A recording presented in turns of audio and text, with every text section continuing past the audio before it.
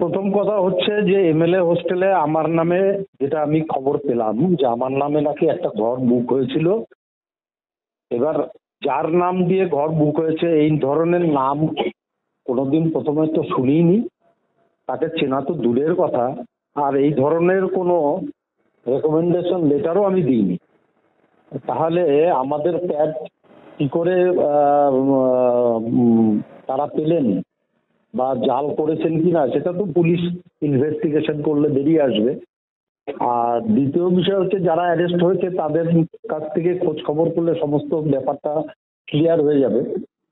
তো এখনো পর্যন্ত পুলিশ এই ব্যাপারে আমার কাছে কোনো কিছু জিজ্ঞাসাবাদ করেনি, এবং যদি করে তদন্তের স্বার্থে আমি সম্পূর্ণভাবে সহযোগিতা করার জন্য প্রস্তুত।